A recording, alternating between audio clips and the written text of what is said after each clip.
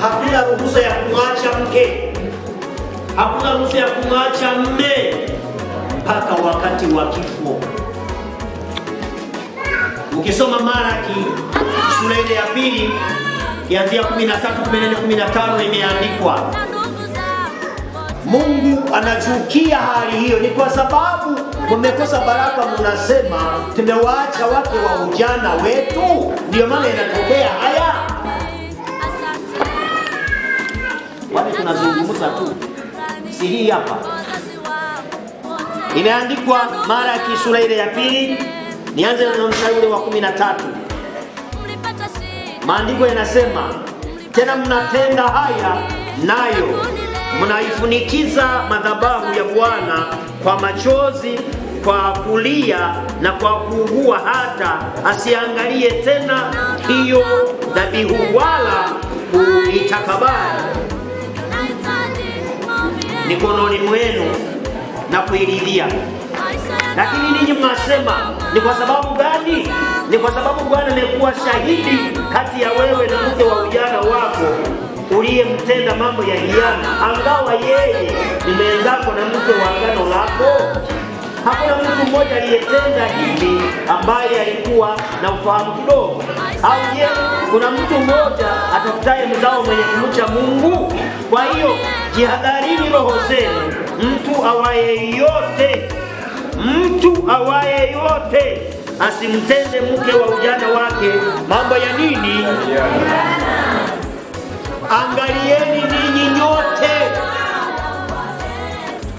mtu yeyote atakuwa ni mwanamke ni mwanaume, ukimwacha mke wa ujana wako, Mungu atakudai. Ukimwacha mme wa ujana wako, Mungu atakudai. Usimtende hiana. Hiana maana yake ni nini? Nini maana ya neno hiana? Ni kumfanyia mambo mabaya, ukamwacha, kumfanyia mambo mabaya hata yakamsababisha akakonda kaisha.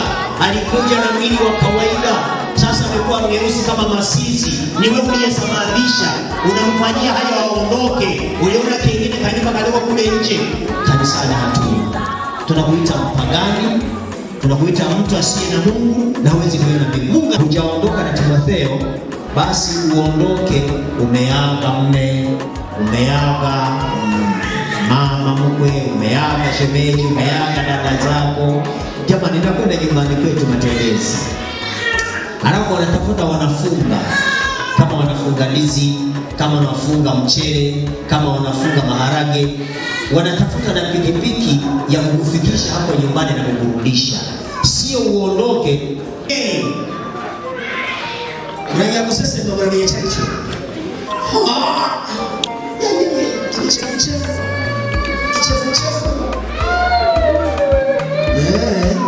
Ile haya haifurahishi. Kwa hiyo Mungu anatuona namna hiyo. Anapofanya namna hiyo, Mungu anachukia.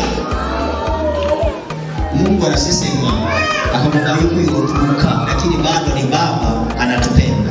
Niombe nyumba yenu sasa. Hii ni kanuni ya kwamba Mungu kaumba mume mmoja na mke mmoja wanakaa pamoja. Lakini kanuni ya pili, hakuna kuachana mpaka kifo. Yesu abariki. Wajibu. Amen.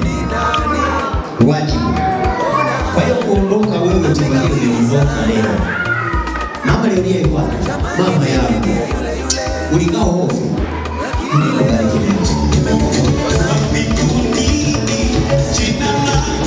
Kuanzia leo huyo hata kama yule watu watatu kutana na kitu cha wingi.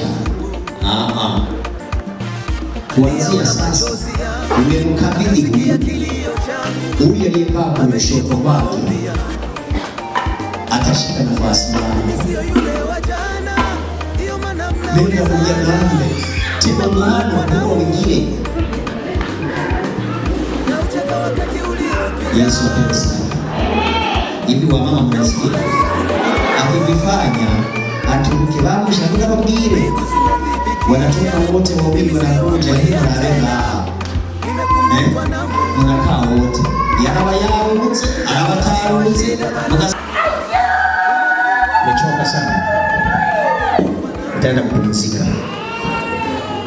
Ni wakati ambapo sasa hawa wanakwenda kufanya maagano au wanakwenda kuapa.